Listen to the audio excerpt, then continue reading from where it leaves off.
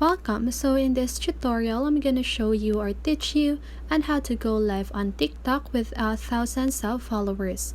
So if you want to know how I did it, just keep on watching.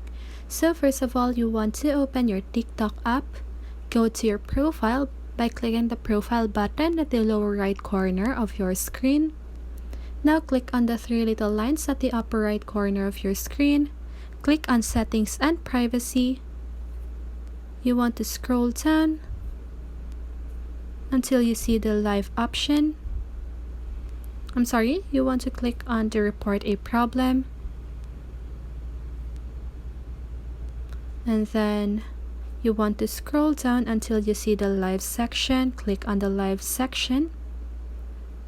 So now here you want to click on hosting live and how to start live.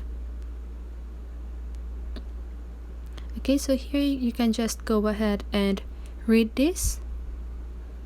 So now once you've done that, you want to click on no, click on need more help, and then here just go ahead and type all of your concerns.